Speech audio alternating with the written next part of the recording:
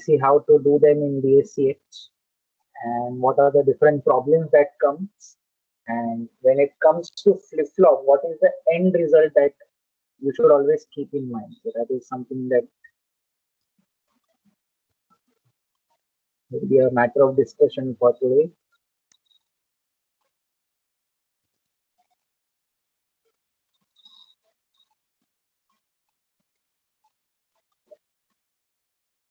So I hope you can see my screen now. And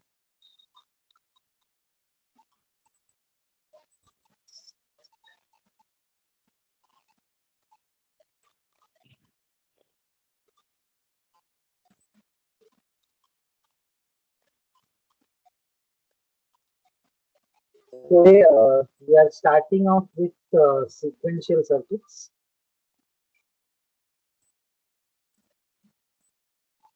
So as always, some theory will be followed by something on simulations.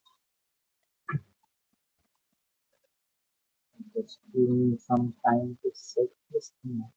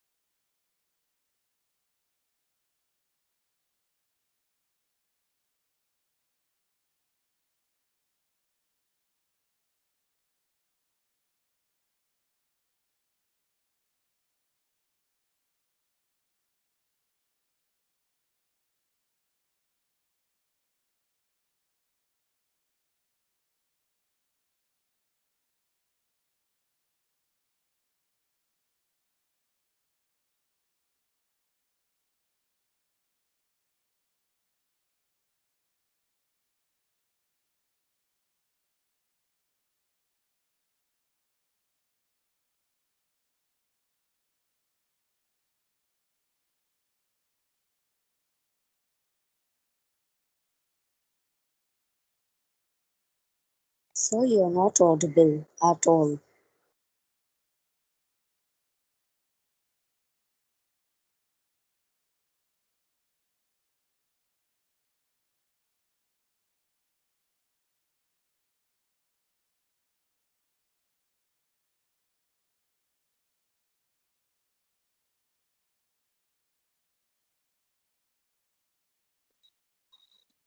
Yeah, I think now it's all right. Somebody gave me an audio check, but anyways, now am I audible, Anushka?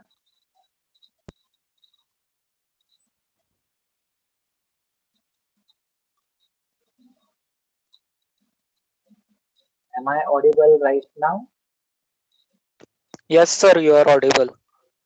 Okay, so I will just continue. So whenever it comes to counting, we have a sequence of counting. Like if there are five apples, so many of you will count like this: one, two, three, four, and then five. Very few of you would count something if there are five apples like this. Very few of you might think of counting like this: one, two, three, four, and so. Anyways, you are still reaching the count at five, but in a very random way. You can go sequentially, or you can choose to go in any other sequence. So sequentially doesn't always mean 1, 2, 3, 4, 5, 6, 7, 8 like that.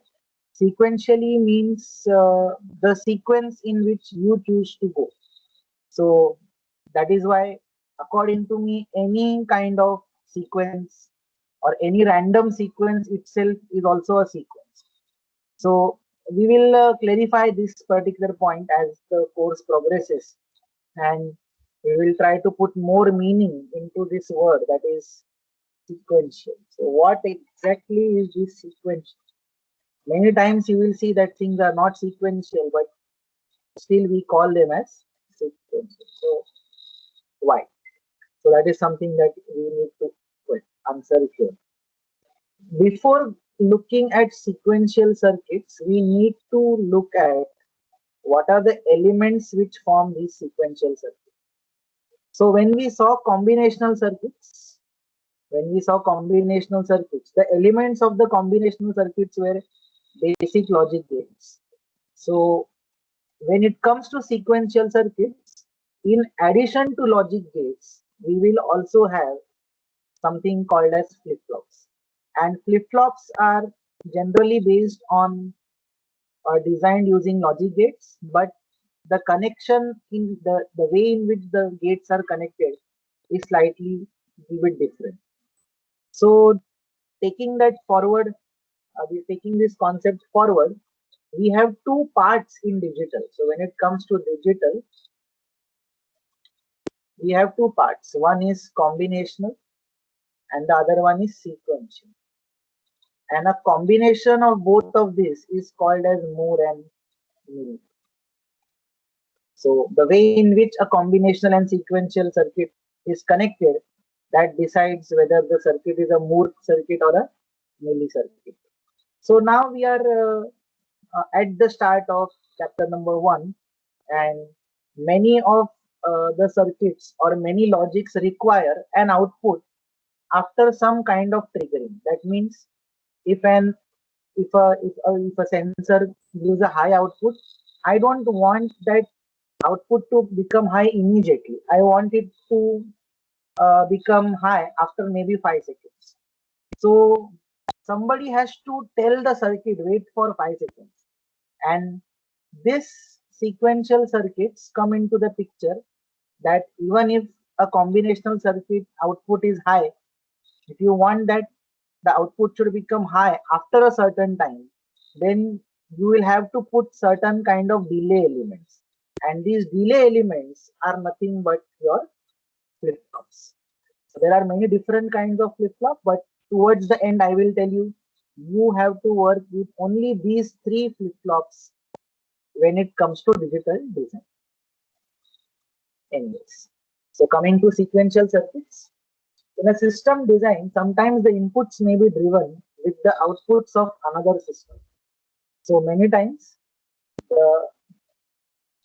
there might be circuits one after the another, and the output of one circuit might be the input of another uh, circuit. And what we have written here is the input may be driven with the output of another system. Input may be driven with the output. So this is system 1, this is system 2. So the input of system 1 can be driven by the output of system 2. So we may have some kind of a feedback again inside the system. So when it comes to feedback, there are two very interesting courses in electronics engineering. One is called as control systems, and the second one is called as digital control. Because today all our controllers are connected to a computer, so the control is basically digital. So when you study those things, these concepts will be very much required. What we are going to study in this particular course. So digital design is everywhere. You go to any course of electronic engineering, in some or the other way, somebody will make reference to this particular subject. So that's why I want all of you to understand each and every concept of this particular subject very carefully. So this is something that might happen. Therefore, some of the inputs of a digital system can also be past inputs or outputs of the same digital system. Such inputs are called as past outputs. Such outputs are called as past outputs. So as the points appear on your screen, I will suggest you write also some of them. The digital circuits whose output depends on past outputs may require a memory element. May require a memory element to store the previous output. So I gave you an example. I had a sensor and I have an actuator. Actuator means something that will take an action immediately. But I don't want the actuator to take an action immediately. For example, actuator might be a motor or it might be a sprinkler. So as soon as smoke is detected, I don't want that even if little smoke is detected, my water sprinkler should start. So typically, if you imagine this particular scenario in our lab, let us say that our labs have got smoke sensors. So in case because many times in the lab you solder wires, and because of wire soldering also there is some kind of smoke generated. Now, for even a small amount of smoke, if the sensor output goes high, what will happen? The entire lab in which there is crores of rupees of equipment will be in water. I mean, every water will be sprinkled on all the computers and everything will get damaged. So what is done is we see for how much time the smoke is coming. If the smoke is not stopping, if it is continuously coming, then only we should start that particular sensor. Now, for how much time to wait and after how much time the system should turn on, it's a matter of design. But there is some waiting time involved, and that is where we require some kind of delay element here. So in between, we require a delay element. So that is why delay element means this delay element will store whatever is the output coming from here for some time. And when it comes to storage, we use the word memory. So we can store a bit, we can store a byte, or we can store something in terabytes. All it requires is bigger and bigger memory. Hence, such kind of circuits are designed by using combinational circuits along with memory elements. So many times sequential circuits will use combinational circuits along with memory elements. These circuits are called as sequential circuits. These circuits are called as sequential circuits. Sequential circuits are of two types. Number one is synchronous and the second one is asynchronous. Now, what is this synchronous and asynchronous? You will just see that in just a couple of minutes. So there are two types of sequential circuits. One is synchronous and the other one is synchronous. We require both actually. Sometimes we want things to happen in a very synchronous way, and sometimes we want things to happen when we want them to happen. When we trigger something, we should get the output. So that is called as asynchronous. So let's see. If you have copied all the points on this particular slide, I can go to the next slide. Karthik, Anushka, can you tell me? Should I go ahead? No, sir, just a minute. Sir, Please wait for 2 minutes. Yes.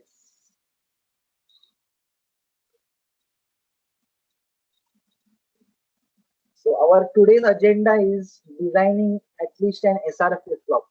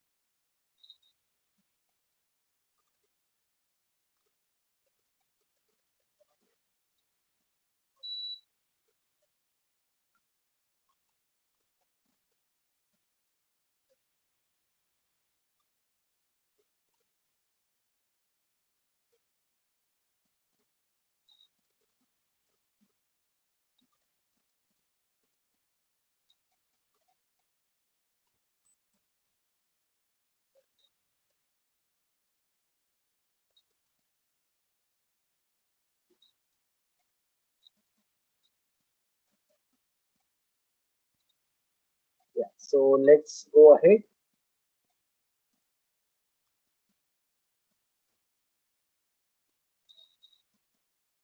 First, we'll see asynchronous circuits. So asynchronous circuits, everybody will draw this block diagram. They are not very difficult. So what is the basic element of asynchronous circuit?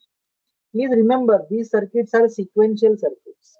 So whether it is synchronous or whether it is asynchronous does not matter. It will have a combinational circuit and it will have a sequential flag or a memory. So that is now how it is going to be connected. So it has got two parts, combinational circuit and memory elements. So as usual, we have a combinational circuit which will have some input. The combinational circuit will also give some output. Now, a part of this output is fed into the memory element. A part of this output is fed into the memory element, and the output of the memory is given to the combinational circuit after some delay. So what memory elements generally give is provide some delay.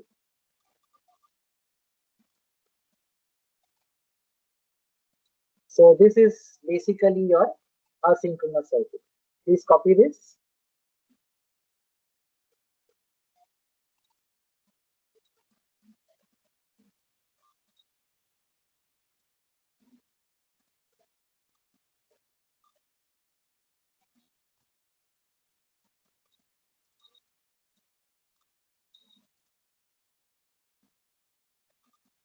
And synchronous circuit is not very different.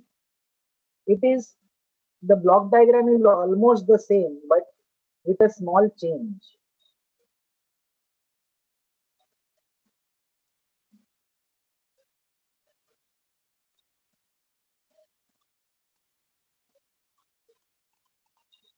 So the synchronous circuit.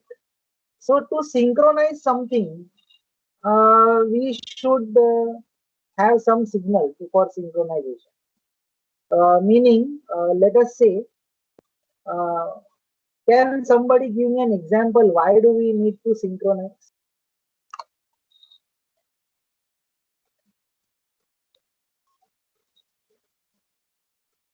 See, our lecture itself requires lot of synchronization. What is the meaning of that? Let us say our lecture is at or our lab is at 2 p.m. Now, many of you might come at 1:55 or maybe 1:50 or something like that. But whenever you come, lecture doesn't start.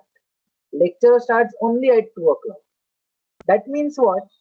You all are in some buffer. You are waiting for some time. So somebody has to tell you that, okay, wait, the lecture will start at 2 p.m. So many times delay also facilitates synchronization. Please listen to my sentence very carefully. Delay also facilitates synchronization. Delay doesn't mean a delay, not always a delay will cause some problem. Many times, delay helps us in synchronization. So, our lecture is one of the best examples of it. So, that is one thing. Now, many times, what happens is, let's say that uh, you might be following a different time zone and I might be following a different time zone. So, basically, our clocks should show the same time.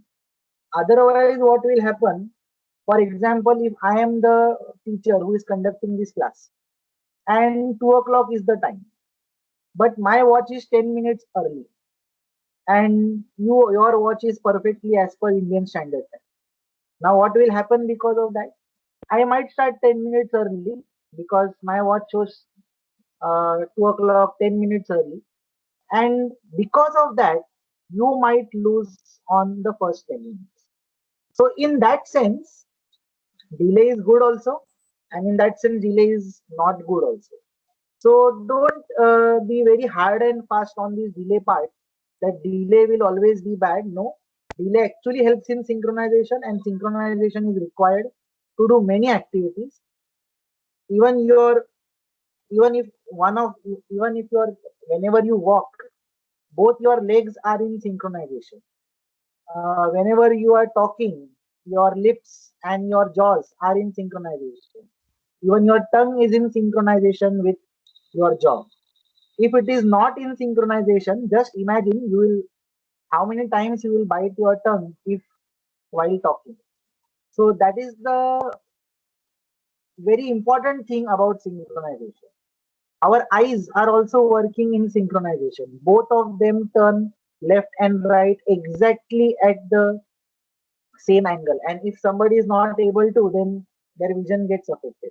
So synchronization is a part and parcel of signal processing, and signal processing requires synchronizations at uh, very different levels. Here we are talking about very basic kind of synchronization, but the real meaning of synchronization, I think you will understand only when you finish off with electronics engineering. So let's start with the next one, that is synchronous circuits. So synchronization requires an additional signal, that is, so it is same. Input is there, output is there for the combinational circuit. Then some outputs are going into memory, and the output of memory is again fed back to combinational circuits. And now we have an additional signal that is called as the clock. That is called as the clock. Our heartbeat is the clock of our body. Once heartbeat stops, the person is declared dead. In the similar way, if the clock stops, then the circuit stops working. So clock is one of the most important signals in any electronic system, and everything works in synchronization with the clock. Clock is something that is very important in the sense that many times you might have observed there is one small 5 volts battery in the computer on the motherboard. If that battery discharges, then the system loses track of time. That means the time gets reset or something like that happens. So clock is also a signal which should never turn off. Clock is also a signal which should never turn off. Just imagine you are sleeping at night and your heartbeat stops, and in the morning it again starts. That is not possible, right? So even when you are sleeping, even when your system is on standby, you are not doing anything, you are taking rest, still your heart is beating, and it is ensuring that the basic functions are still going on. Basic functions in terms of body are reflex actions. For example, you are sleeping, and if somebody jumps on you, what will you do?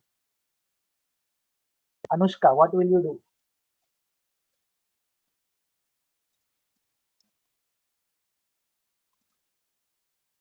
Karthik, what will you do? I'll tell you. I'll tell you what I'll do. I'll just kick that person, and probably I would almost, hit him till the point that he's almost dead. Sir, could you Uh, please repeat your question? why, if you are sleeping and if somebody jumps on you, what will you do? Probably be angry. I would not be angry. Probably my reflex would be such. There is no question of angry or anything at that point. We all have something called as reflex action, and Probably this slap is, them or something to yes, avoid them. exactly. Probably yes. Now you need to understand this is a similar way in which a computer operates or a processor operates. Some of the interrupts for a computer are maskable, some are non-maskable. Maskable means you can decide whether to take action or not take action.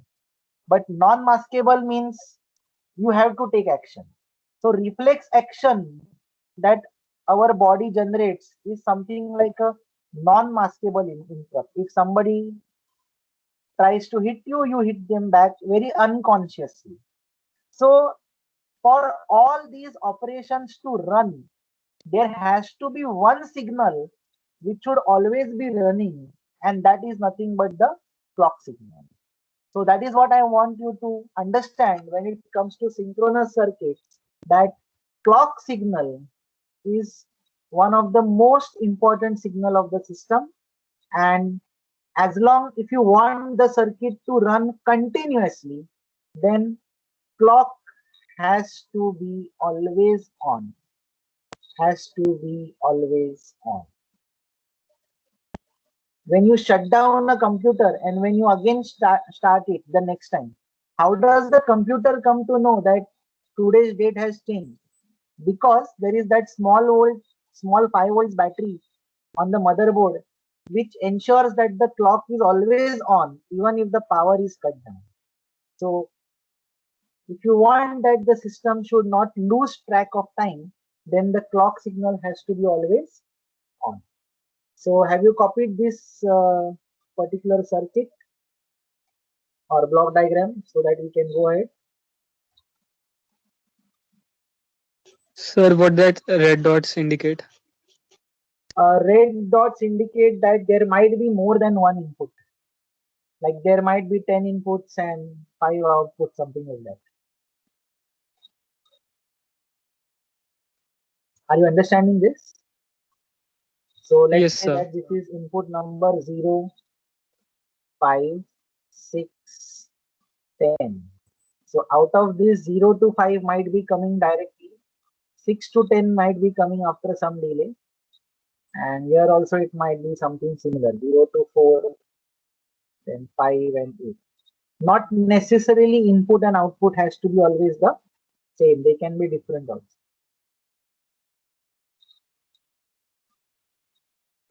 That's a good question. What is that red dot?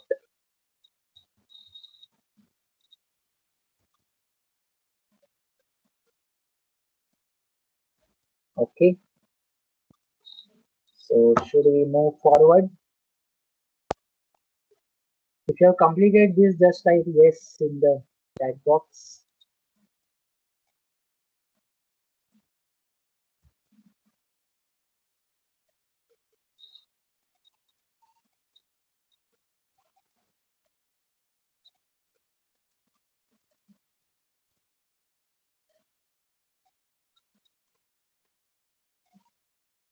Okay.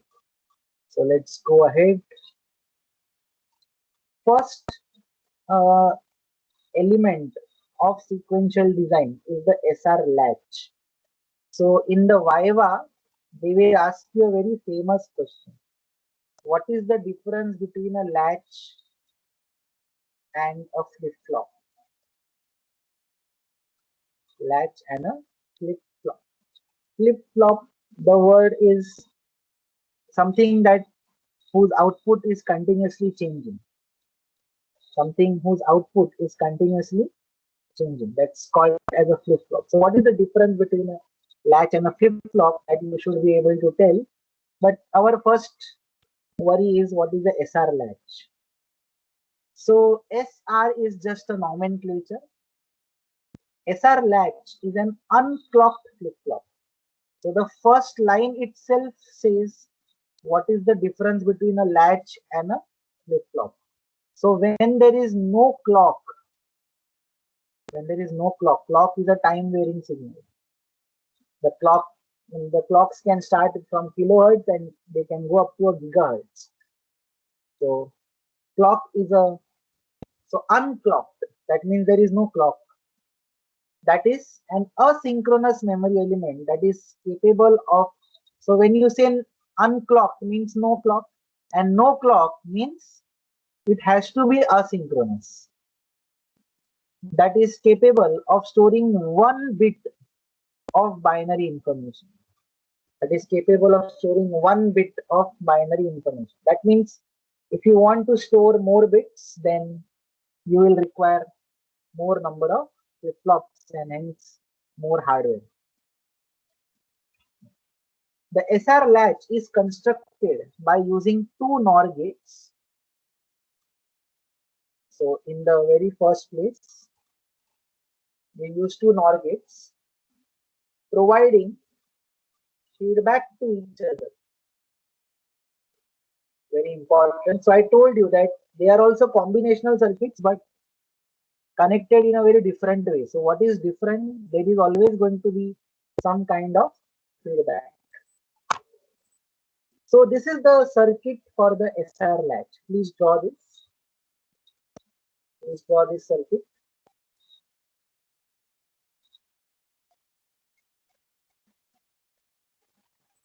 Now I have drawn here two. So you can draw the first one. And the equivalent of this is this only. So if you just see SR is this 0. Let's say this S is one input. And the other input of this is OR gate number 1. This is also OR gate 1. This is NOR gate 2 and this is NOR gate.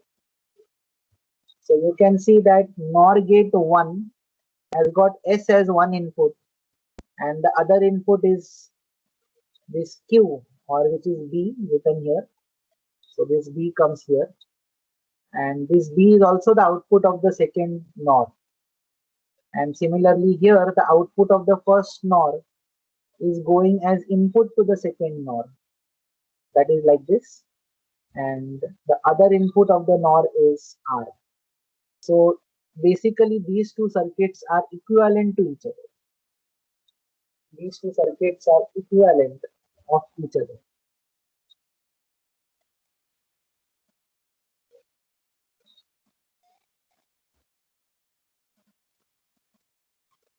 So if you have finished drawing this, just write done in the chat box.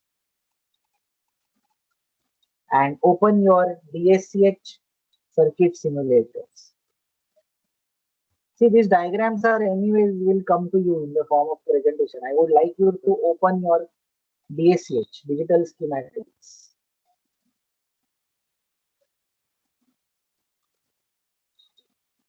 So I am opening my editor.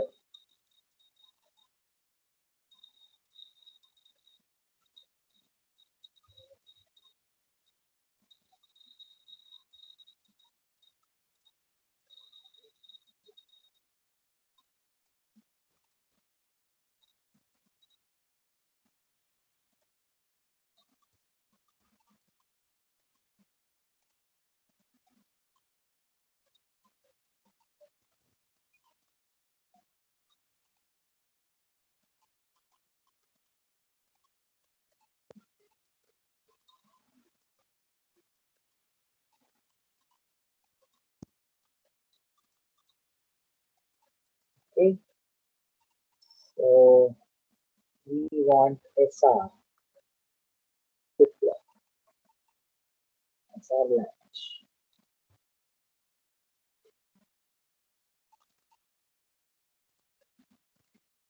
So this is exactly the circuit which is displayed on your screen, and let's try to run that.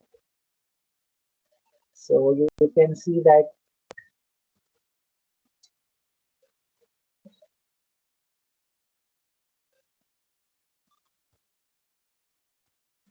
so first I want you to copy this circuit, and when both are 1 there is a problem.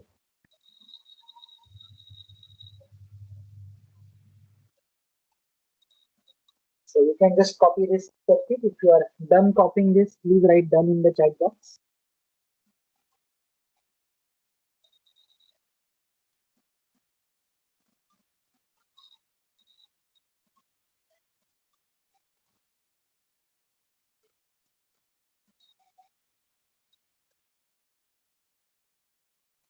So all flip-flops will have some kind of a truth table.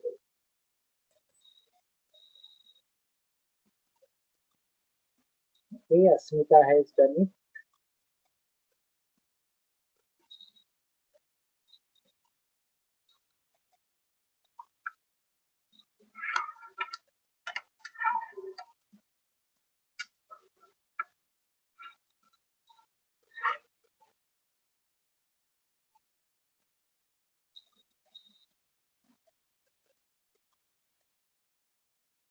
Okay. So I can see many have done it now. Okay. Now let us go to the truth table and then we will see the working.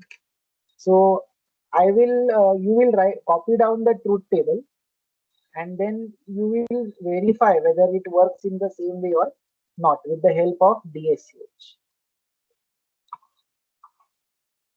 So this is my first thing, that is when my S is 1 and my R is 0, that time you can see that this A and Q is the same. This A and Q bar is the same and B and Q is the same. So when S is 1 and R is 0, that time my Q is my output and Q bar is actually output bar. So you can see my output Q is 1 and Q bar is 0. So Q bar is just the complement of output. So flip-flops or latches will always have two outputs. And both the outputs will be complements of each other. They will be Q and Q bar. So when I give 1 and 0, that time my Q is 1. You can see that this is glowing. And that is why this is called as set mode. Similarly, if I interchange, if I make this both 0 and 1, that time here my output is reverse. That is my Q is now 0 and naturally Q bar is 1. So that is the reason why we say that the SR latch is in reset mode. The SR latch is in reset mode. So no need to draw this. No need to draw this particular anything on this slide. It's just for your explanation. Now, when S is equal to 0 and R is equal to 0. So we saw the middle two conditions. 0, 1 and 1, 0. But what if both are 0, 0? When both inputs are fixed to logic 0, the NOR gate's outputs depends on the other input. Normally, when SR is 0, 1 or SR is 1, 0, the outputs of NOR gates are complemented to each other. That is A is equal to Q and B is equal to Q bar, or A is equal to Q bar and B is equal to Q. Such input combinations which give the above output are called as previous outputs of a latch. So I have already spoken on what is this previous output. Therefore, if previous condition of AB is 0, 1, then SR is equal to 0, 1. The next output is also AB equal to 0, 1. If previous condition of AB is 1, 0, then SR is equal to 0, 0. The next output is also AB is equal to 1, 0. Now, what is this AB? Just I'll write it down very properly here. That is Q and Q bar and this is also Q and Q bar and Q. So what does this mean? When both inputs are zero, when both inputs are zero. Here, when both inputs are zero, you can see in this SR latch now, whatever is my previous output, it stays as it is, it does not change. Let us say now I change my output by using 1 0, and then again I go to 0 0. Again I press what? 0 0. So as long as S and R is 0, the outputs are whatever they were from the previous case. So that is why this case is called as no change. This case is called as no change. When S is 0 and R is 0, that time whatever is my previous output, that remains. If S is 1 0, set. If SR is 0 1, reset. But if SR is 0 0, then whatever is the previous condition, that will prevail. So SR equal to 0 0 will give me something called as a no change case. So when I go here again back to my PPT, this shows that output AB, which is nothing but Q bar and Q, maintains the same previous conditions as an output for the inputs SR equal to 0 0. So whatever is the previous case, that same thing remains. So these two lines say that if the previously the Q bar and Q are 0 1, then the out, and when you give SR equal to 0 0, the next state output will still remain 0 1. If the previous outputs are 1 0, and if you give SR equal to 0 0, still my output remains 1 0 1. So this is basically no change. So I will not want you to write this either. This is just for your explanation. Hence, this condition is called as no change. And in any standard book, if you see, it will be written as NC or N/. You can choose anything that you want. And case 4 is S equal to 1 and R equal to 1. So when both inputs are fixed to logic 0, the output of both NOR gates are forced to provide the output as logic 0. Are forced to provide the outputs as logic 0. Now, are you convinced with this? Let us see. When I give both as 1 1, I'll excite this circuit also. When both are 1 1, can you see? Both the outputs are forced to logic 0. But this is very unconventional because Q has to be complement of Q bar. One output has to be 1, other output has to be 0. That is why in the sequential design for SR latch, this condition is said to violate the logic operation of a latch. Hence, this condition is normally eliminated for logic operation of a latch. That means we can have SR 0 0. If SR is 0 0, no change. 0 1, we can say reset. 1 0, set. But 1 1 is forbidden.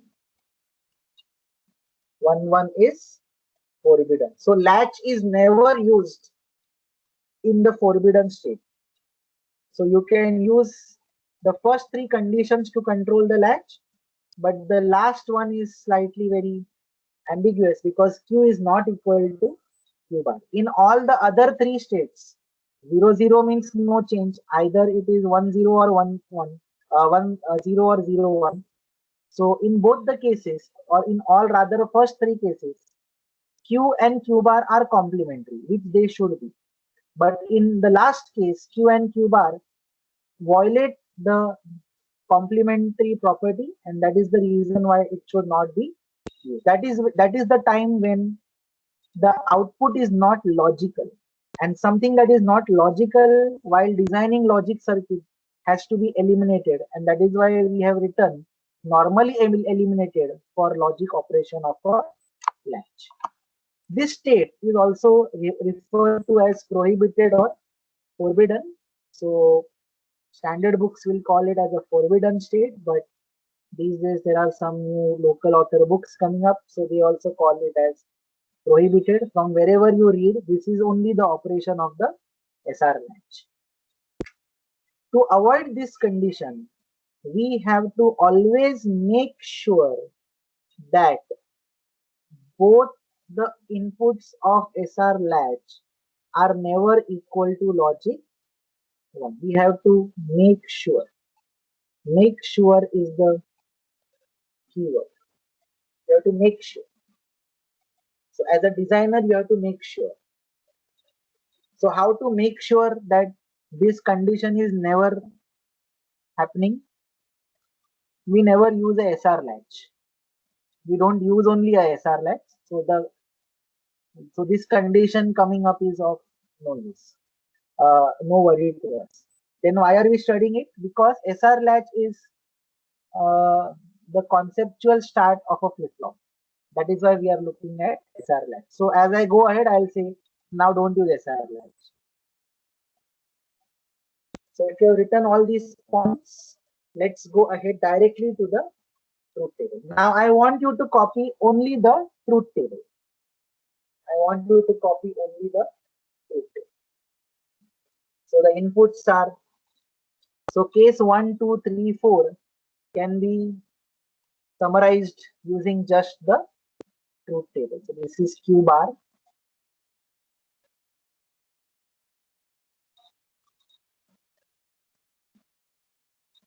So this, when I say reset, it is with respect to Q.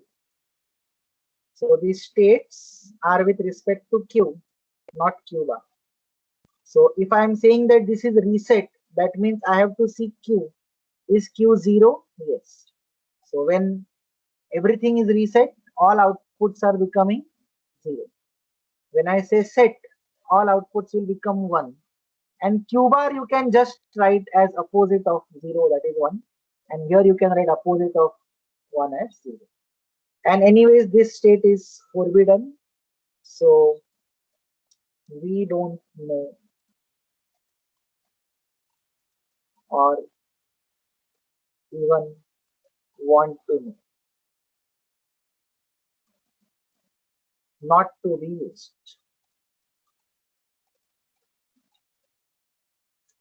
So if you have copied the truth table, just write TP done in the chat box.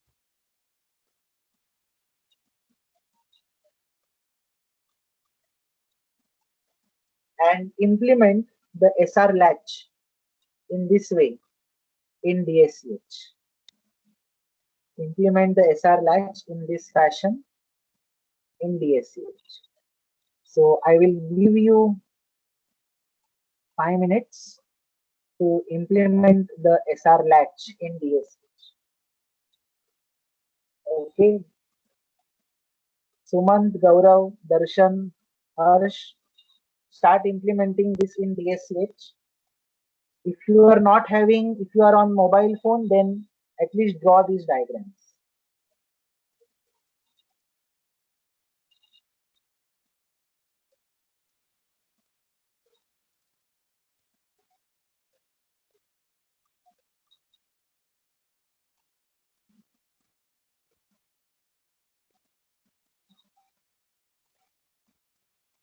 Okay, Ashlesha, Asmita, go ahead. Omkar, Shubham, Dhruvari, start drawing the SR latch. It is very simple. Okay, Yash, very good. Yash, are you getting all the operations? Yes, sir. Yash, can you share your screen and show it to everybody? Yes, sir.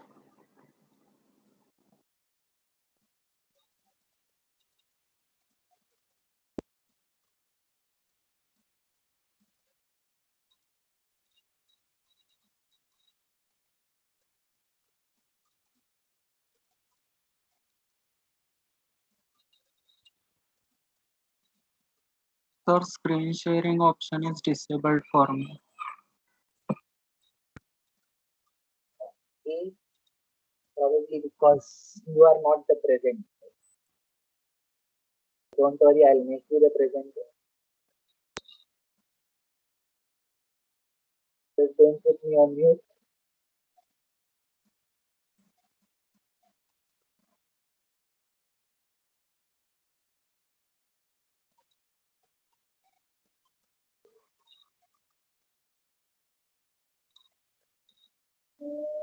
It's,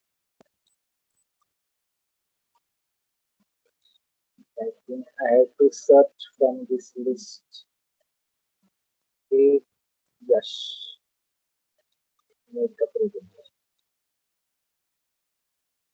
Okay, now yes, you can show us. I want this thing to be very interactive. So the next circuit will be presented by Vishwas. So Vishwas, be ready.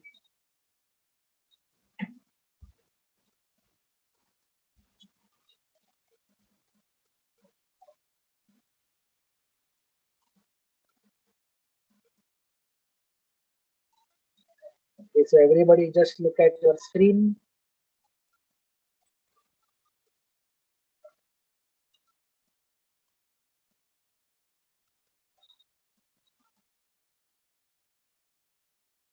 Yes, I think I cannot see it. Okay, Shubham, wait. So those who have implemented can just put that your circuits in the chat box. Let me just check it. Sir, was the screen visible? No, it's not visible. I think we'll drop the idea. You can post it in your chat box itself.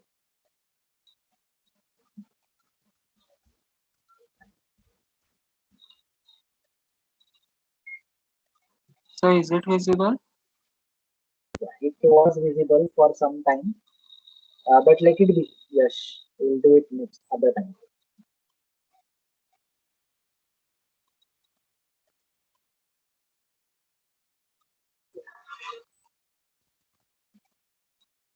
So I hope you all can see my screen now. Shubham, can you see my screen? Yes, sir. Okay. So let's go ahead, and I want some more circuits to come up. Okay, Suman.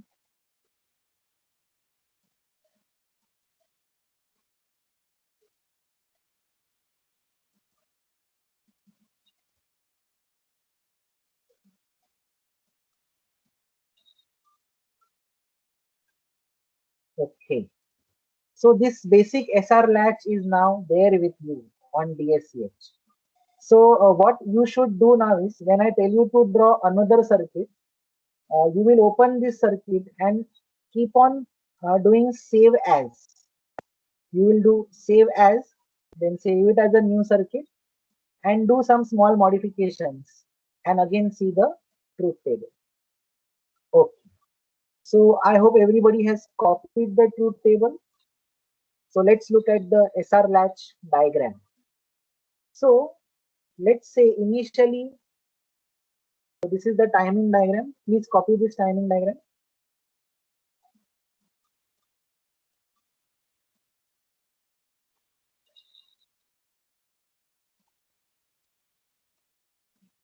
So in the exam, they ask you this. So these are your two inputs.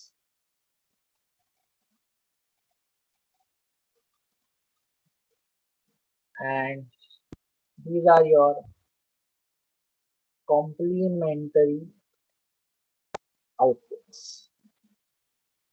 So how you should draw them in, you should focus only on S, R and Q.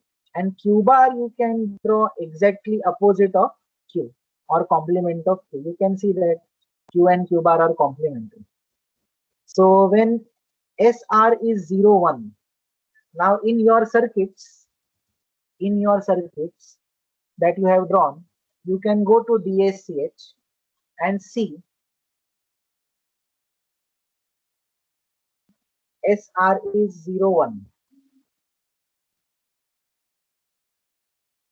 SR is 0, 1, that time Q is 0. That time Q is 0. So you can see Q is 0 and Q bar is 1. Then next is 0, 0. SR is 0, 0. So when SR is 0, 0, Q continues to remain whatever it is. So that is why I call it as no change. Q remains as 0.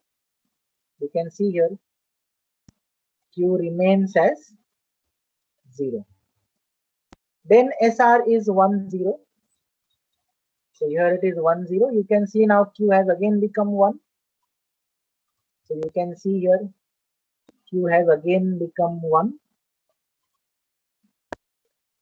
Here Q has again become 1. And after 1, 0, if I make 0, 1, I make this as 0 and 1, then you should see here again Q has become 0. And if I give again 0, 0, Q will continue to remain 0. And Q bar is just the opposite of it. So I have used the states 0, 0, 0, 1, 1, 0, but I have not used the state 1, 1. 1, 1 is forbidden. 1, 1 is forbidden. So please draw this timing diagram. In the exam, they ask you explain the SR latch working with the timing diagram. So in the timing diagram, you can take any value of S and R except 1, 1. So you can take 0, 1, you can take 0, 0, you can take 1, 0. But you should not take 1, 1. Why you should not take 1, 1? Because 1, 1 is forbidden state. So if you have completed drawing this timing diagram, well and good. And if you have not drawn it, no problem. You can go here and you can see that the timing diagram has automatically got generated here. The same timing diagram has got generated. So you can give the same inputs in DSCH and still get the same output, no problem at all. So it's up to you how you want to do it. Okay, but in the exam you have to write, so it's better you have some practice of writing. What is this? This is time period T. All this is happening in time, and this is one time period T, and T, that is the rate at which you are switching. Not necessarily, so this can be T1, this can be T2, this can be T3, and for a latch, T1 may not be equal to T2, may not be equal to T3. But for a flip-flop, T1 is equal to T2 equal to T3. So this is for a FF and this is for a latch. For a latch, the time periods of switching may or may not be equal, but for a flip-flop, they are always equal. Because clock is a sinusoidal waveform, and sinusoidal waveforms have generally fixed time periods. And when you say fixed time periods, means fixed frequencies. So if you have drawn this timing diagram, just write TD done. TD is timing diagram done in the chat box. If you want me to remove some things, I'll be glad to do that.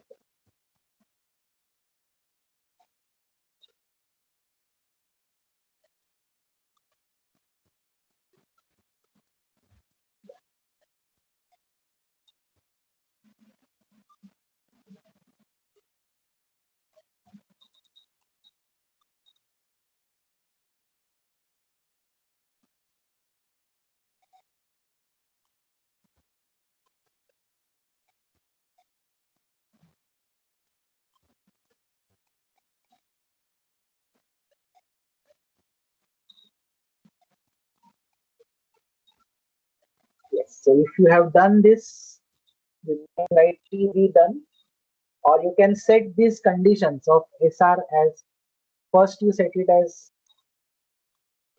0 1, then 0 0, then 1 0, then 0 1, and then 0 0,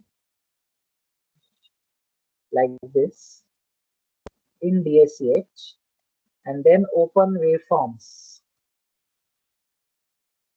Then open the waveforms, and in waveforms you should be able to see this kind of a wave, 0 0 1 0 0, and you should also be able to see Q bar, that is 1 1 0 1 1.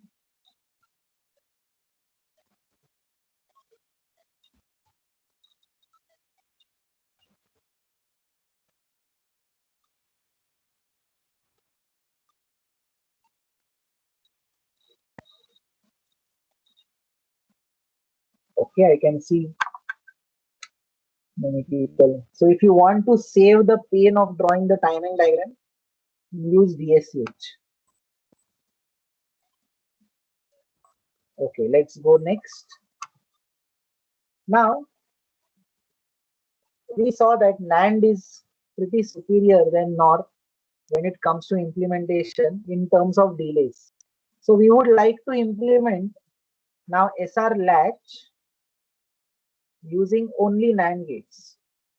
We would like to implement SR latch only using NAND gates. So how to do that? So we will start with the basic one. So this is my first basic one. Now you can see this one NOR can be replaced by this. Do you agree with this or not? I don't know. But let's say this is A and B. So here we will have A plus B the whole bar. Now by De Morgan's theorem, A plus B the whole bar is also A bar dot B bar. So now this is A, this is B. Here I have got A bar, here I have got B bar, and dot. So here I should get A bar dot B bar. So what I did is I just applied a De Morgan's theorem here on this NOR gate as well as the second NOR gate, and I drew this diagram, the second diagram. Now just see here. First you don't draw. First you look at what I'm doing. Now what I got is I got this inverter here. I got this inverter here, and I got this AND. I got this inverter, and I got this AND. And this second inverter is now actually connected here. So here it is connected. So here my output is B. So that output is B here. And it is coming after that B in the reverse way. So it comes here. Obviously at the output of this inverter, I will get B bar or Q bar. And that will go, the output of that will go into the next gate. So this is something that you should understand. So similarly, I have done this for the first gate also. And then all inverters, so this inverter is replaced by a shorted NAND, and this is a AND followed by a inverter. This is a AND followed by a inverter. So that becomes this NAND, and the output of this NAND is now A underscore bar Q. So similarly, I got this second. So the last one, this is the last one, is the NAND implementation of SR latch. Last one is the NAND implementation of SR latch.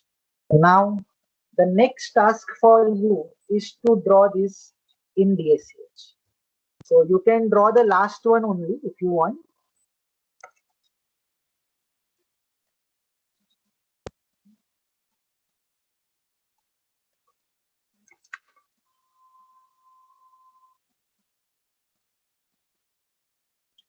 So this is that diagram. Now let's see this, whether it works absolutely the same or not. So let's set 0, 1 in all the circuits. Let's set 0, 1 in all the circuits.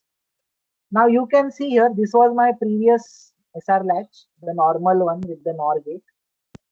And you can see that even after I apply De Morgan's theorem, this circuit and this circuit, the outputs are the same.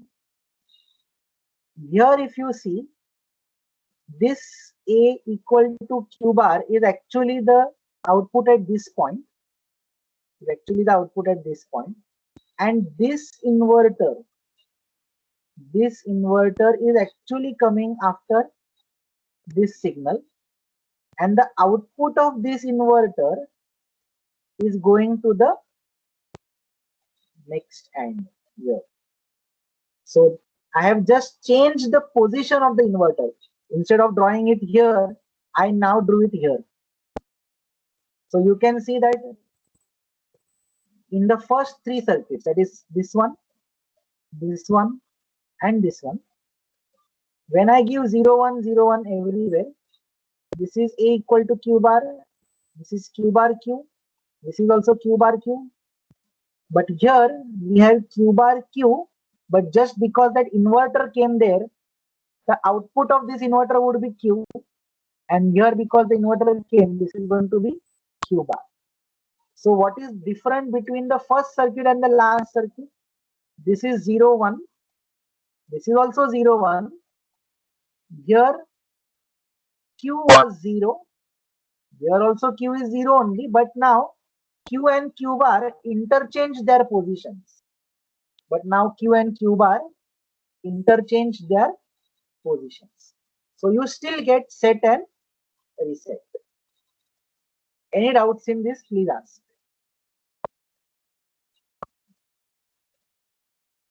So that is the reason why after drawing this circuit, the change that you will get here is in a SR latch using NAND with NOR, this was reset and this was set. So with a NAND implementation, this first one is set and then we have reset. We have set and then we have reset. So that's the change in the truth table. So you all can draw this in DACH. So I will suggest, this is only for your explanation. You can draw the first and the last one and just check it for yourself.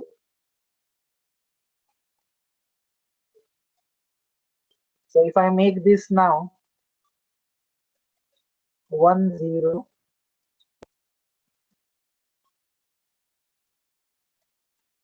you can see again the first three are having the same outputs. These outputs are just complemented, and then when I merge this and not, I get NAND. That is the reason why Q becomes Q bar and Q bar becomes Q. Only in position, not operation wise.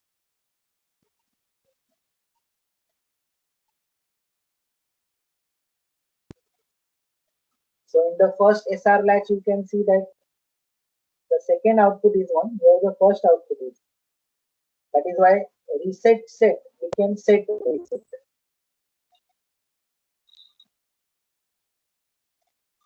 So I think I'll go here and I'll be glad to erase some things.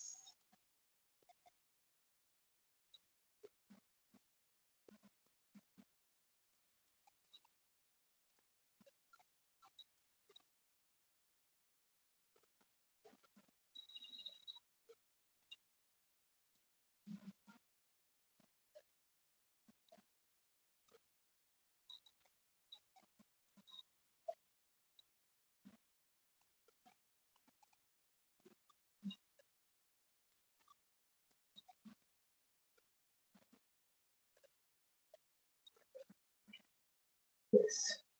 So Shubham or Asmita, somebody can confirm whether You can see my screen now. Yes, sir, it is visible. I'm just removing some explanations just so that you can copy.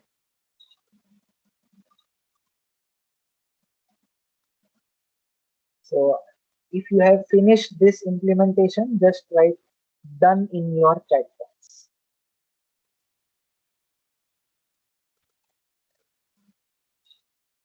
So how to convert? What is the principle that we use? We use De Morgan's theorem to convert an SR latch using NOR to NAND. We use De Morgan's theorem.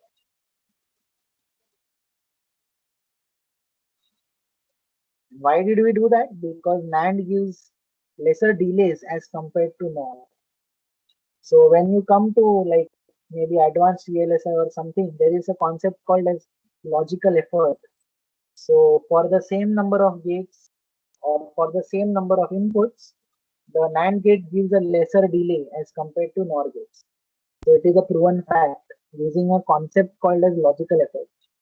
You are slightly far away from it at this point of time, but yes, that theory supports what I'm saying.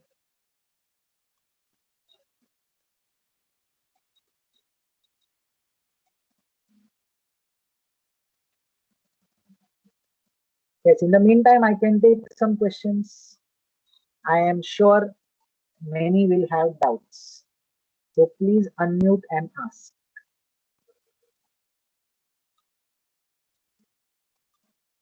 Prathamesh,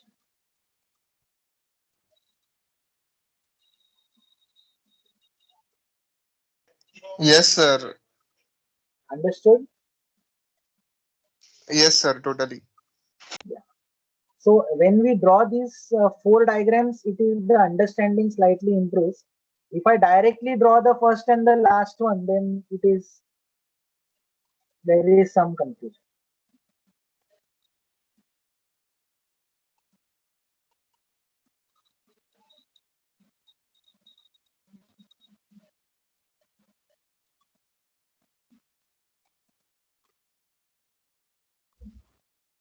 Okay, Sumant, Yash have done. Yash and Sumant, have you implemented it on DSCH? Yes, sir. Okay, you can post your outputs. Good afternoon, sir. Yes, Sir, can you repeat the modification done in third diagram? third diagram. No? Yeah, wait, 1 minute. Huh? Okay. So I was expecting. You understood this, no? Nor to this. How I applied De Morgan's. Did you understand this to this? Yes, sir. Yes, sir. I understood the De Morgan's theorem. Okay. Now let's focus on only this box in the second circuit. Now what happens is this inverter. Let's say inverter 1, 2, 3, 4. So this in this circuit, this is inverter 1. But this inverter 2, the input of this inverter 2 is actually the output of this gate. So let's say this is AND gate 1 and this AND gate 2. So this is 1 and 2. So you can see this second inverter, inverter number 2, the input of that is connected to the output of this second. So this is my inverter number 2 and this is my inverter number 3 and this is my inverter number 4. Are you able to map this now? Are you able to map Yes, the positions of the inverter? yes, sir. Okay. Now if you see the wire between inverter 2 and AND gate 2, the wire between inverter 2, that is this between this point and this point, the wire between two is actually what? B equal to Q. Na? So I maintain the position of that. I maintain the position of this. I did not change the position of that. It is at that place only. B equal to Q is at the output of the second AND gate only. And similarly, this A and Q bar is at the output of the first AND gate only. I have not changed the position. Not change means you cannot change it just like that.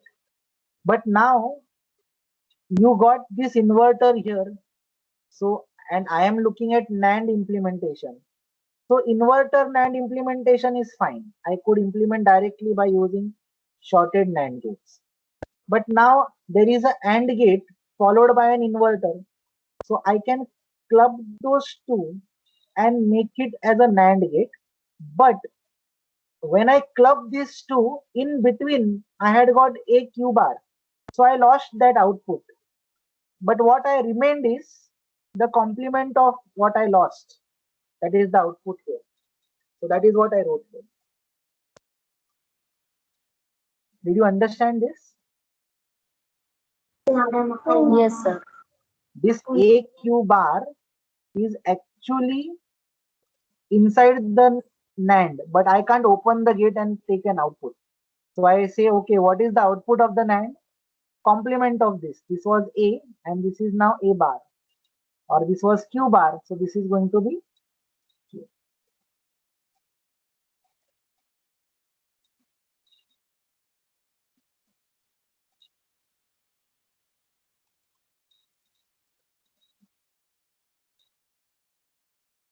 So this output,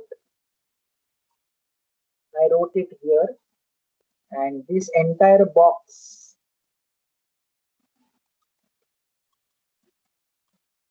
is my.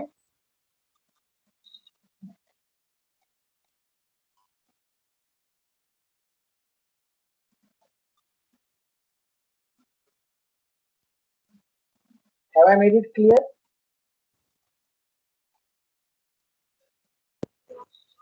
Yes, sir. Who was this actually? Can you tell me your name, please? Anusha Sarla. Okay. Okay, Mitali. Let me check your output, Mitali. Okay, 1-0, that's right.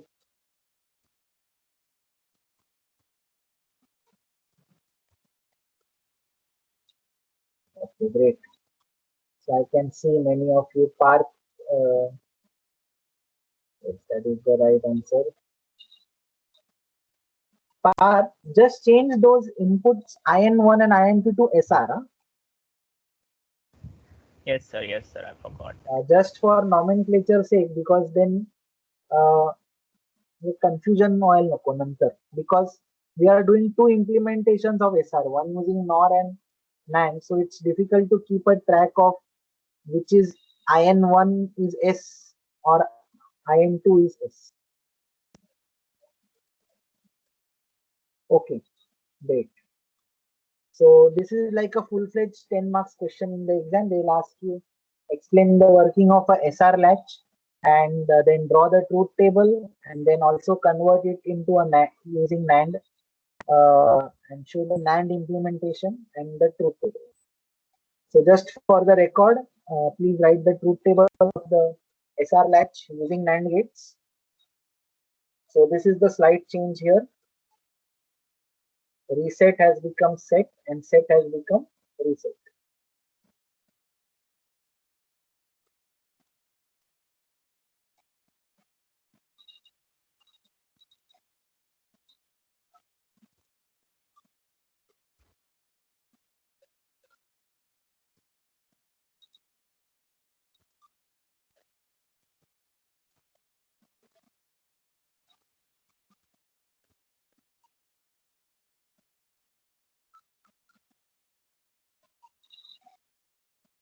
Okay, so let's go to the next circuit, or rather the timing diagram.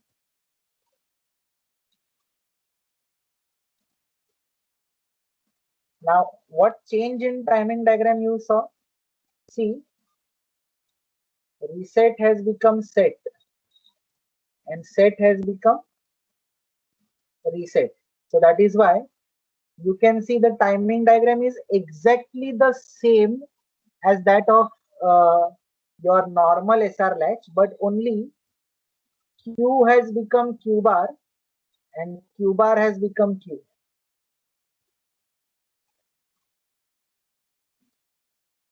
That is the only change. Initially, this was Q. This was Q. And initially, this was Q bar.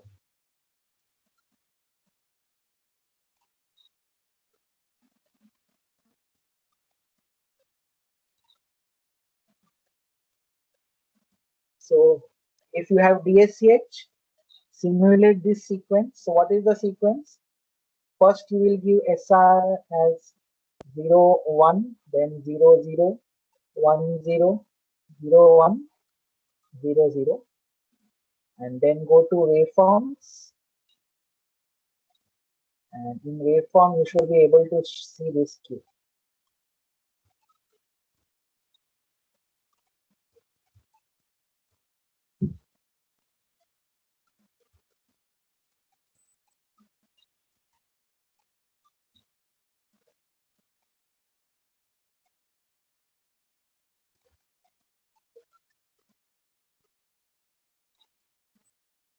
So if you have completed this timing diagram, just write TD done.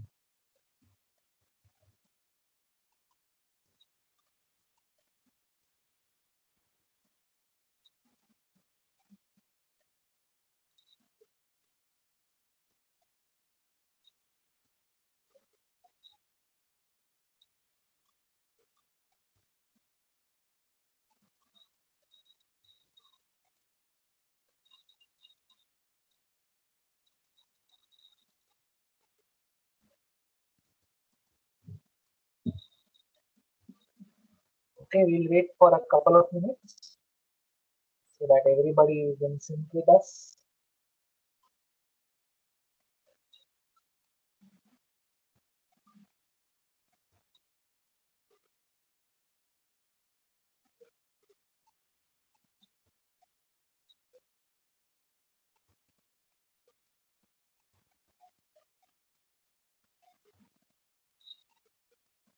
If you want to draw the timing diagram quickly, what you can do is you can write S as 00100, R as, you can note down the sequence, and the red part which is there on your screen, that you can map very easily. Wherever there is a 0, you show 0, and wherever there is a 1, you show 1.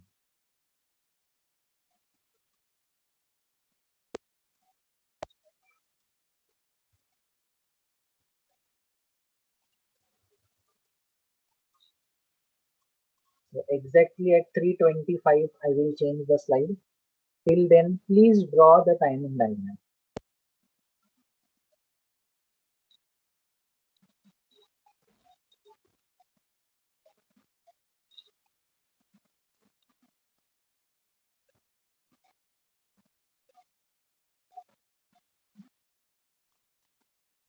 Okay, Prathamesh.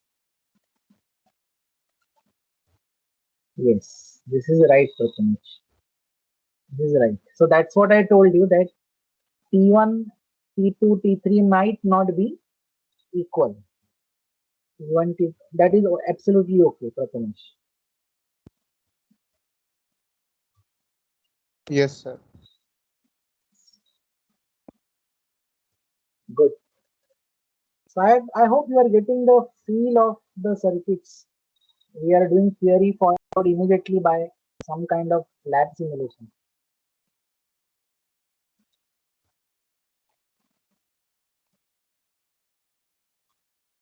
Now in DSCH, I would like to tell you one more thing here. When you simulate something, now you can see which lines are ones and zeros. See, when you simulate something, let's say, when you are simulating something, you can see blue lines are zeros and red lines are one. But if you want to see the gate, at the gate, what is the actual input and what is the actual output? So you can see here, there is one small menu, show pin state. So if you click on show pin state, it will show you the logic at every point in the circuit. It will show you the logic at every point in the circuit. And the moment you change something, you can see that that pin value also changes. So this facility is not there in Logisim actually. That is why I am slightly sticking to DSCH. And I also get the Verilog code of this. So I can also create my own symbol.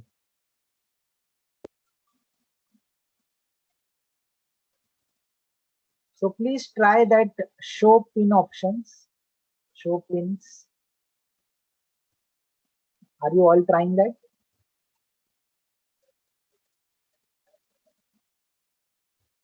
So let's go to the, Yes. so just try that. So when you are actually, you are actually discussing somebody with something with somebody, it is always better to, take a print of the actual pin values and say, look, either problem that way.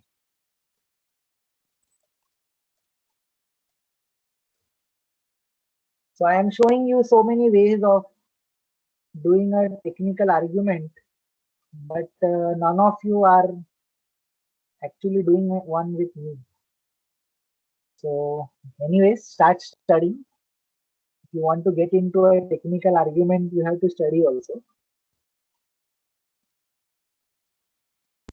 Okay, so let's go to the next. Now SR latch, same thing. SR latch, but the word has come gated. Gated SR latch. So the gated SR latch is consisting of a latch enable signal. Latch enable. Latch enable, let me just clarify here only, not a clock. Latch enable is not a clock. It will be 1 for the time that you want it to be 1. It will be 0 for the time that you want it to be 0. So that is called as a latch enable signal. On clock, you don't have control. On clock, you don't have control. Clock is clock.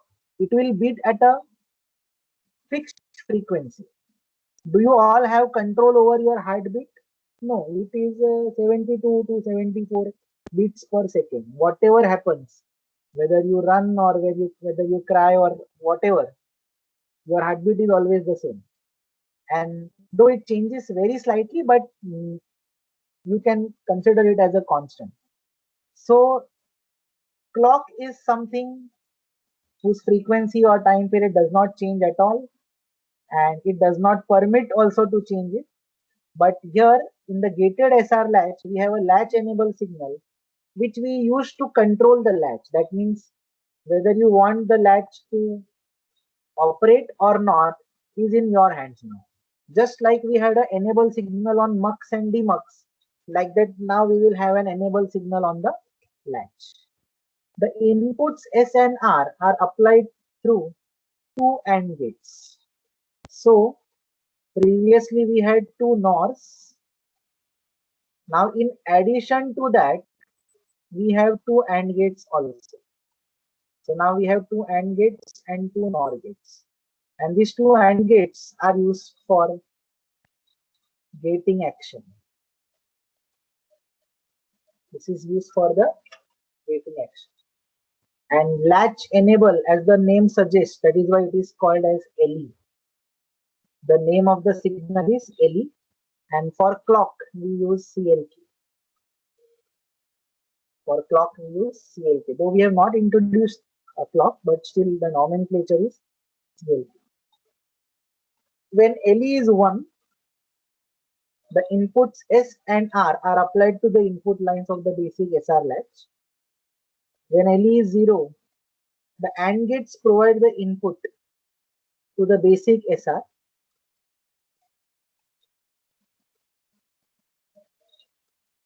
S is 0 and R is 0. So this is no change condition that maintains the same previous output until the latch enable signal is changed. Now what is the meaning of all this? So I would want you to write this thing. Then I will show you the gated SR latch. Specifically focus on these two points when LE is 1 and when LE is 0.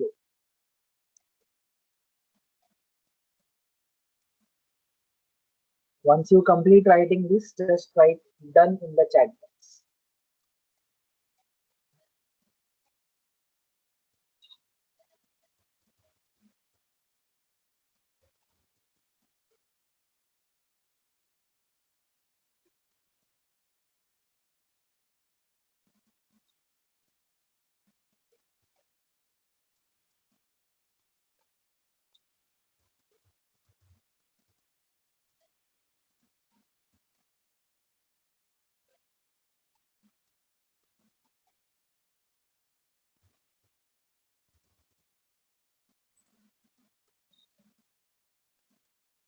So this SR latch, gated latches are used in data transfers on in the microprocessor.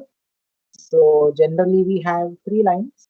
One is called as address line, then we have data lines, and then we have control signal lines. So the control signal is given to, so one of the control signal is LE and it enables the latch.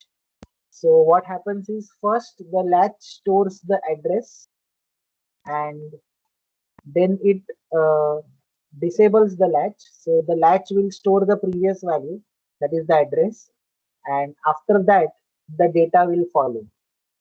It is something like this that when you are writing a letter or you are sending something by post, you have to write the address on that envelope, and the address has to stay on that envelope till the point the message or that envelope is delivered on that particular address.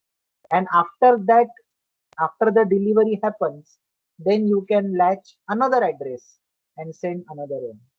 So it is important that the reference of the address should be present all the time till a data packet is delivered from one location to another location.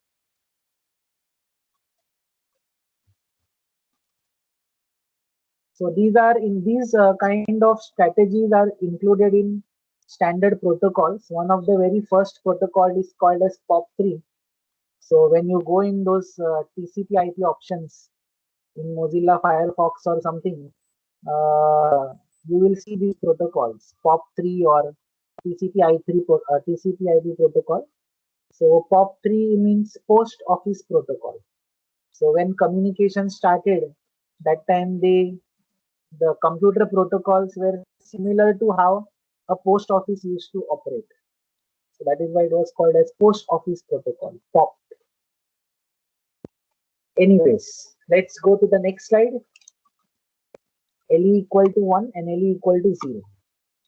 Now, this is the diagram of the gated SR latch. Okay.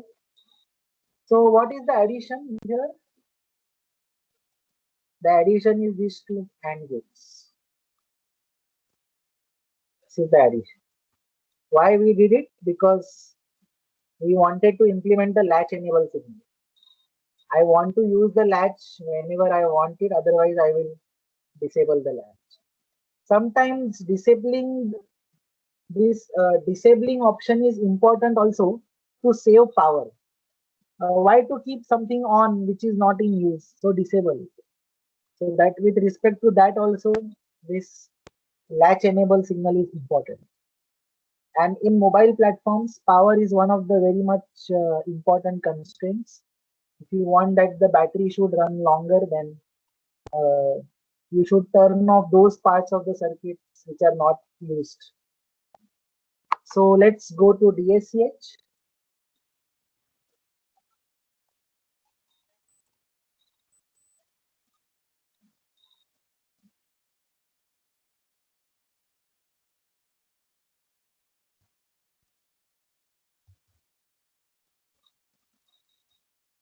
So this is the, sorry.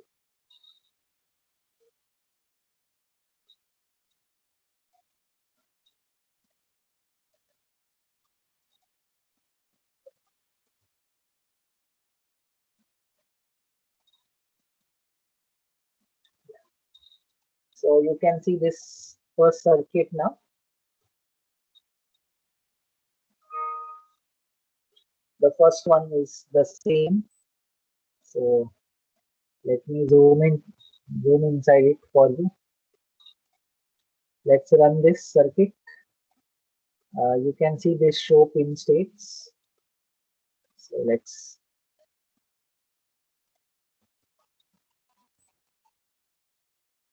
So let's say initially some things are ones and zeros.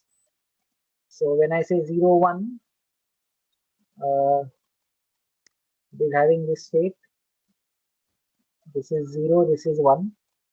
So you can see that this is Q and this is Q bar.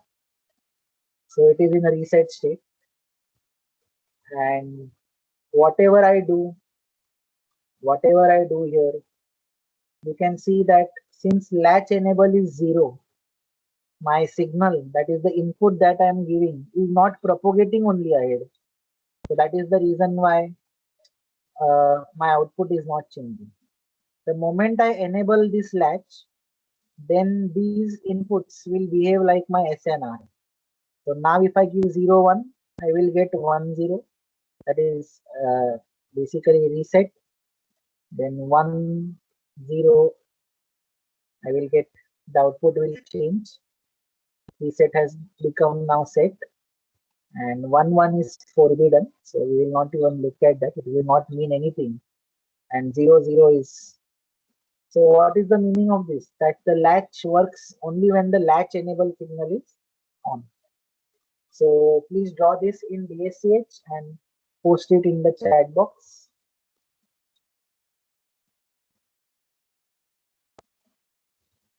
So draw this diagram, and this is the truth table. Draw the truth table also.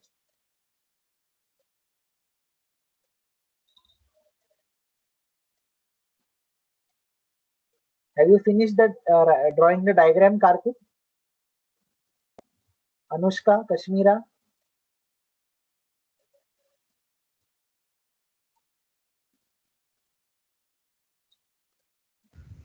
No, sir. So just draw the diagram and then the truth table, and then verify the truth table using DSCH. Okay, Yash, I think you did the trick of save as, if I'm not wrong.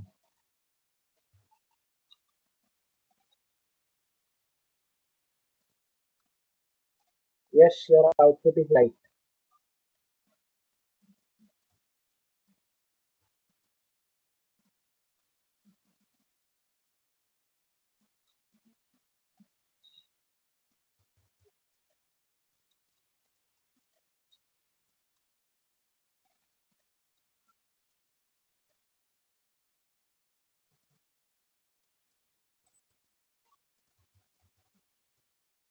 So if your diagram is done, then just write done in the chat box. So I'll show you the truth table.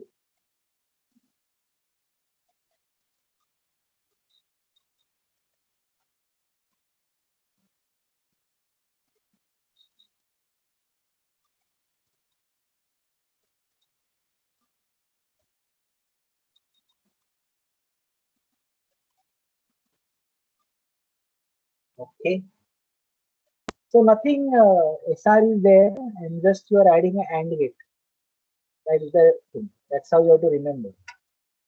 So this is the truth table. Please draw this truth table. So you can see that till this point, no change. Why? Because latch enable is 0.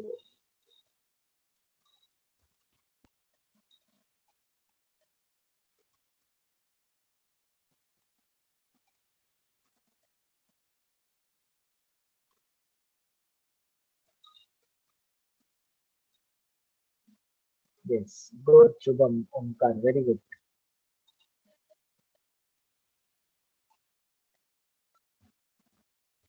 Correct. So Omkar, you are using the show pins option, right? Unless you don't want to see it, you can still see those nomenclature, that is Q and Q bar or SNR. Okay, because if you use that, that SNR goes away, and you can see that when latch enable is 1, works like a SR. So exactly works like a SR. Now, after drawing the truth table, you will do the NAND implementation of gated SR latch. You will do the NAND implementation of gated SR latch. That is using De Morgan's theorem.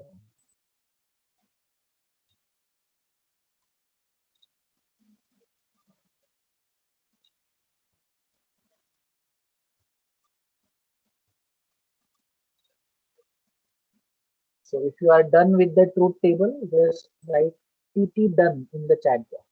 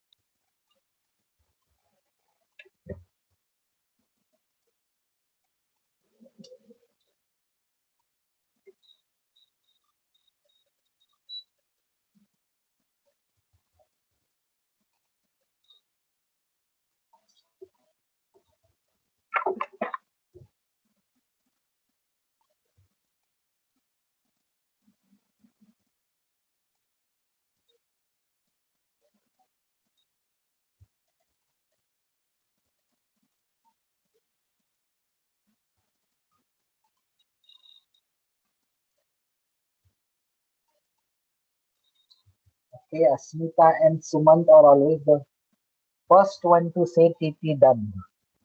But still, we will wait for a couple of minutes before we discuss the non-gated parts.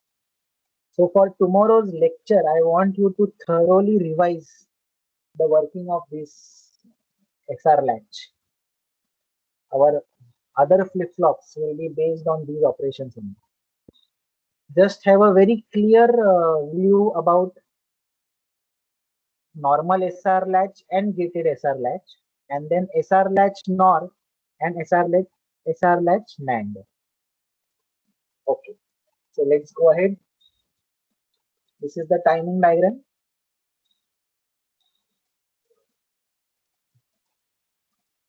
So you can say that initially if output is 0, whatever might be the changes, S and R might change anyways. Since latch enable is 0, I have got no change. No change in the output. This is 0, again 0. Then my latch enable is 1, and if it is 0, 0 SR, then again no change. Then after 0, 1, if I give 1, 0, 1, 0 is set. So set condition, set, that is why this will become 0 will become 1. Then again SR is 0, 1. So that is reset. So 1 will again become 0. And then 0, 0 means no change. That means whatever is the previous output, that will remain the same. And Q bar is just complement of Q. Complement of.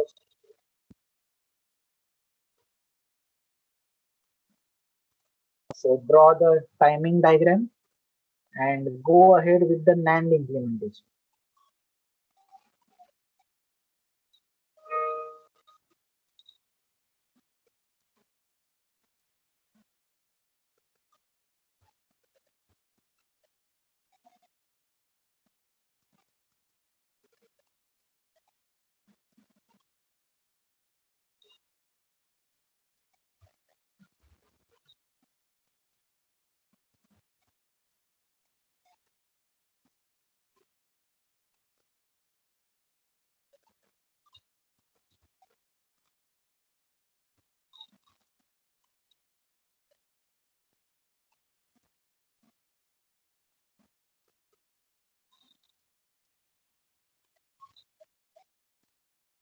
So if timing diagram is done, just write TD done.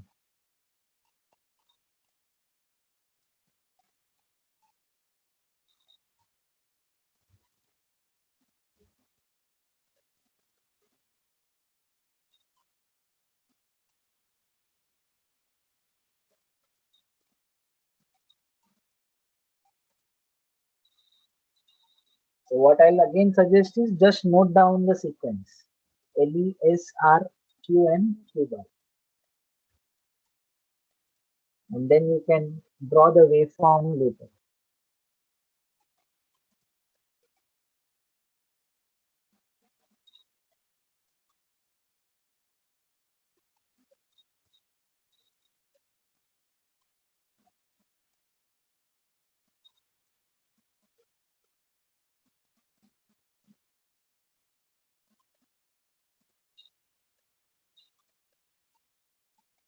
Okay.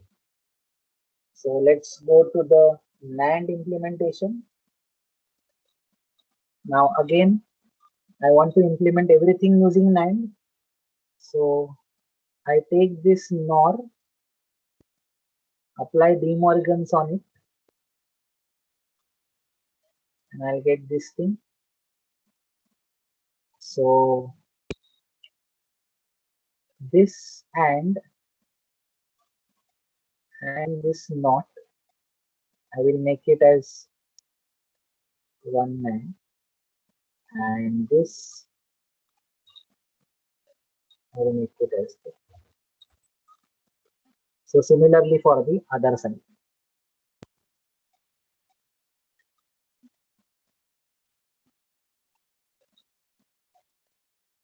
So implement this thing on DACH.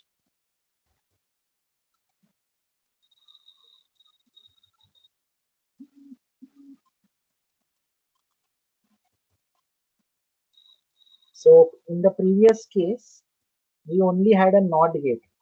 That is why we replaced that by a NAND gate with shorted inputs. But here we have a AND. We have a AND. And we have a NOT. So that is why we club that AND and NOT and make it as NAND. So inputs are not shorted. Please note. Input of NAND are not shorted.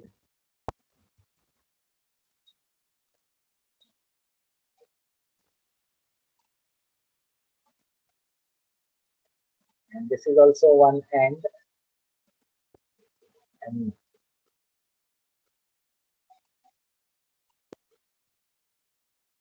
now I'll just move to the implementation of this.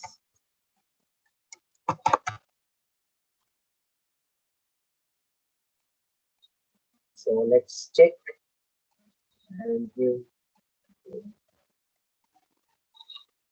I'll first enable the latches in all the circuit, and then I'll give 0, 1 everywhere.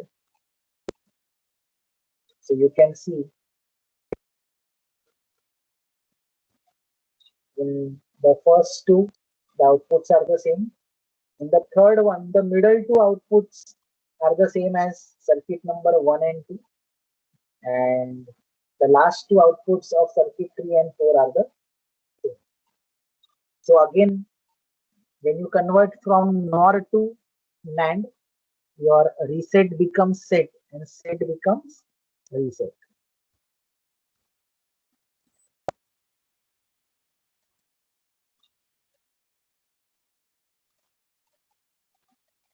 So you can consider drawing this.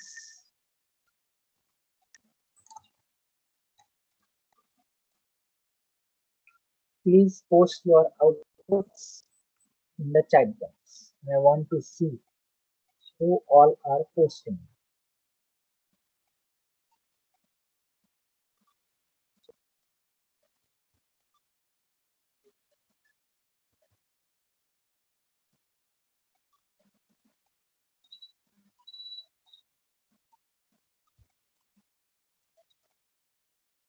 Yes, any doubts in this, please ask, unmute and ask, no problem. It might be the doubt of many else.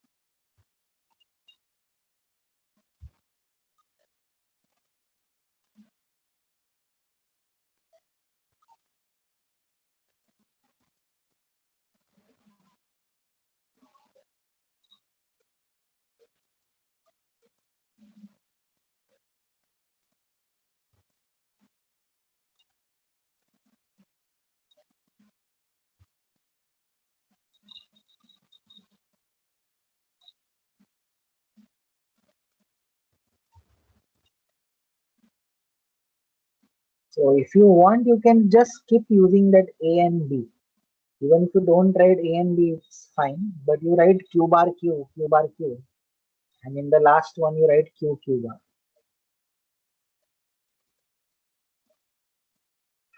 Okay, Shubham has done that using NAND.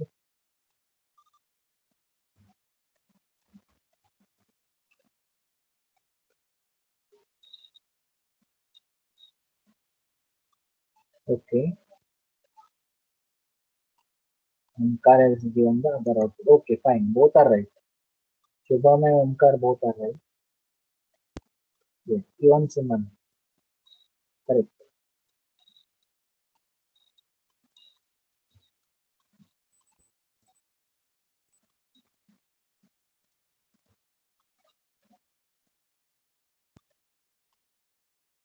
So now try writing the truth table.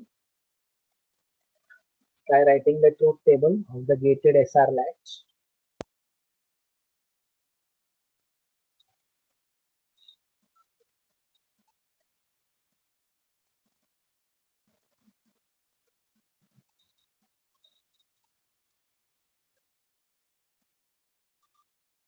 So as far as future designing is concerned, we will always work with the last implementation, that is the NAND implementation.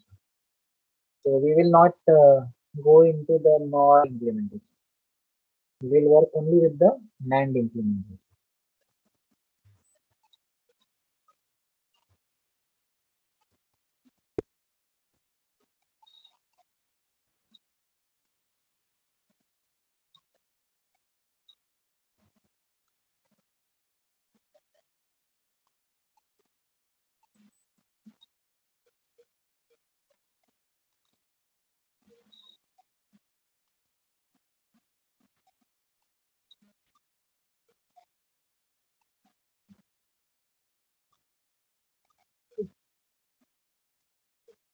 Yes, I want more of you to share your outputs. Okay, yes, correct.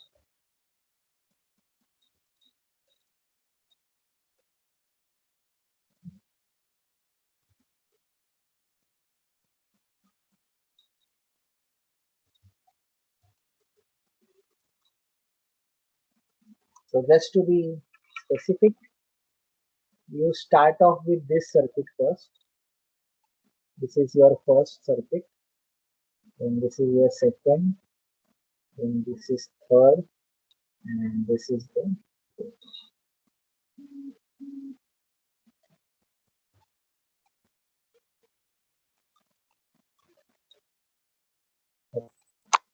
I'm just moving on to the truth table.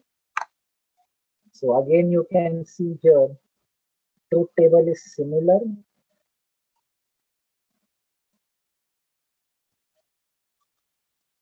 So no change when latch enable is 0, and when latch enable is 1, it behaves like a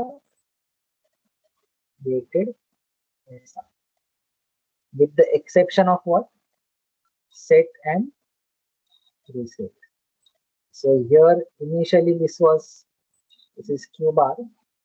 So here we had 0 and 1. So initially we had reset and set, but now we have set and reset.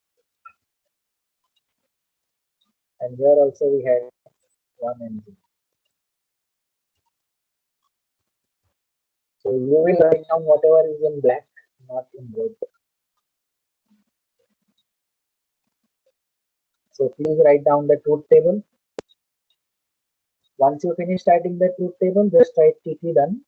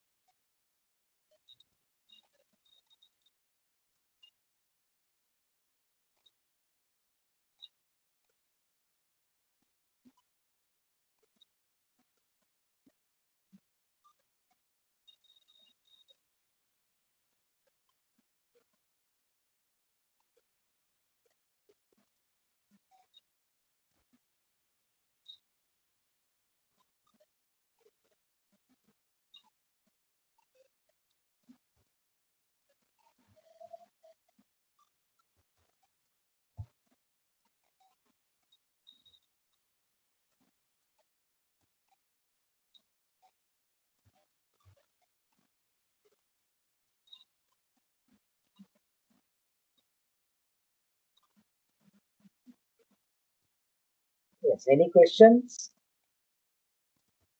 in the implementation?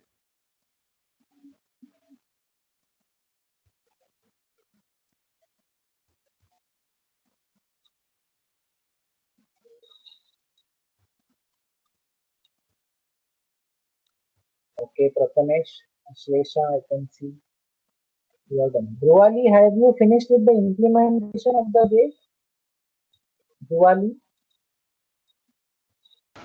Yes, sir. can you share your output, please? Sir वो send नहीं हो रहा है, मैंने 2 बार किया था. Okay, you have to just take a print screen and paste. I mean, I don't know how difficult that is, but if it's not possible, it's fine. But you have done it, Yes. na? Yes, sir. Okay, no problem.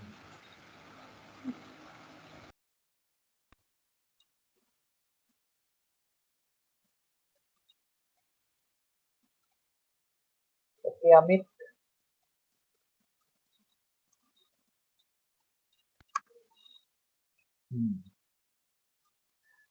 Now, those who have done the NAND implementations, it would be very nice if you do the NOR implementation right besides it, and then try to comment, like, and then try to actually compare.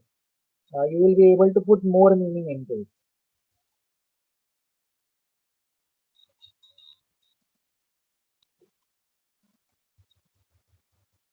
Okay, so truth table for the gated SR latch using NAND is also done. And this is the timing diagram. So what is the change in the timing diagram? Nothing. Q has become Q bar has become Q.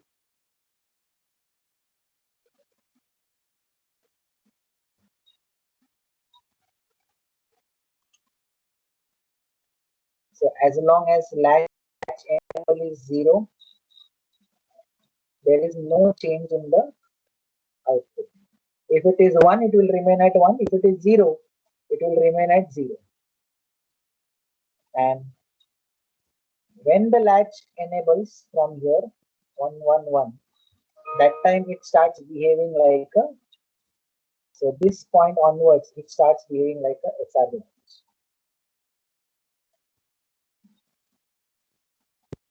Okay, Apurva.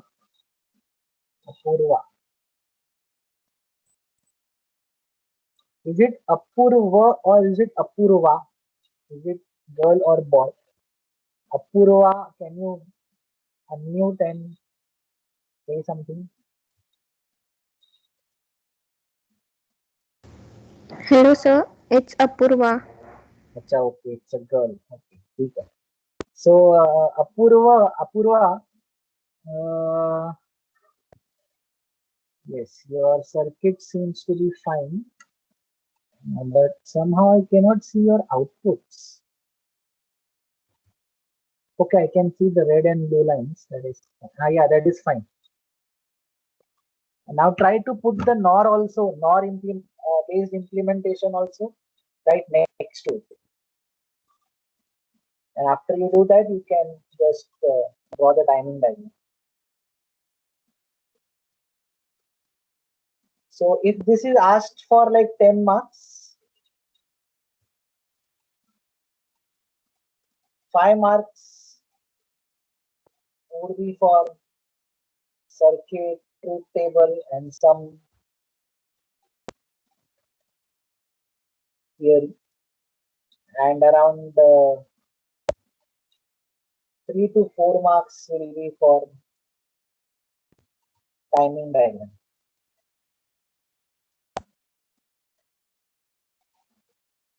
And 1 mark for your overall neatness. So you will always get 8 or 9. For 10, you have to be really very neat.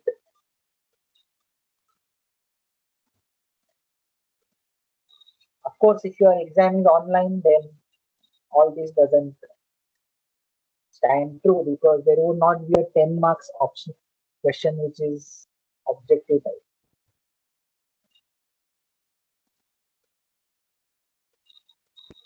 And what is there on this x-axis is time.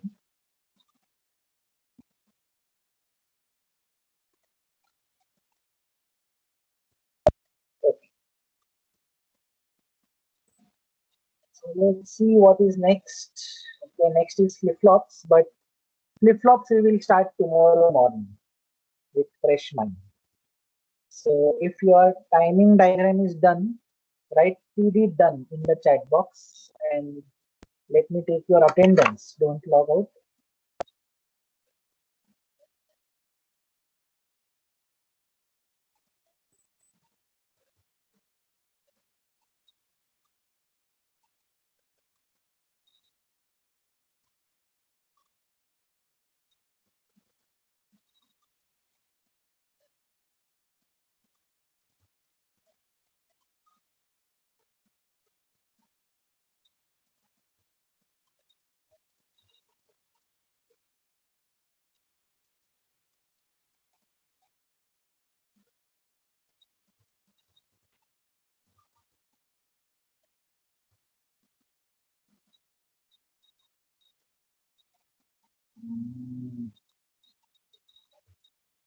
Okay, just a minute.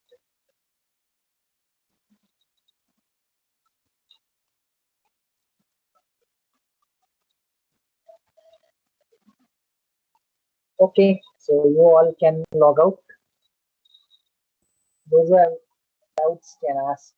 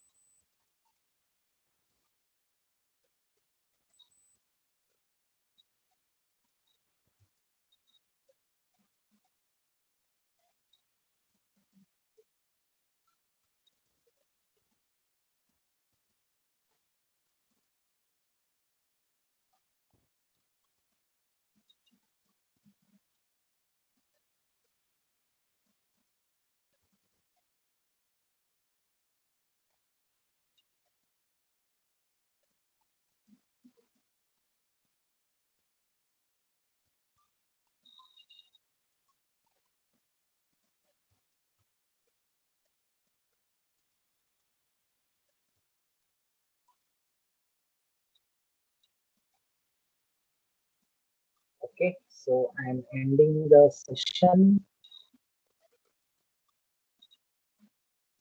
Bye all.